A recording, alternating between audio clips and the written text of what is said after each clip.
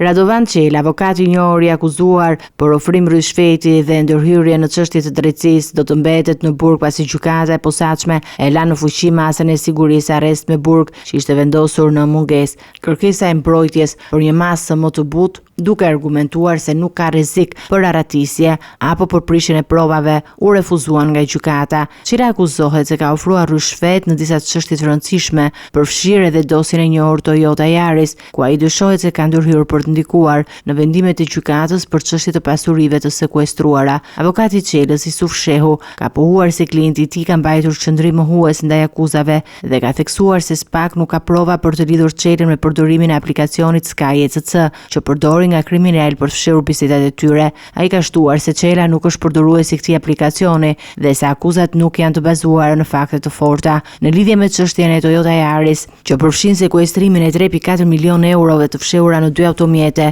hetimet vijojnë. SPAK ka lëshuar urdhër arreste për disa persona të tjerë të lidhur me këtë çështje, përfshirë Astrid Vladin, kushëririn e të dënuarit Elvis Vladi dhe ish oficerin e policisë gjyqësore Eriona Dautaj. Ky hetim, i cili ka zbuluar kontakte të rëndësishme të përfshira në korrupsion dhe ndikim në drejtsinë shqiptare.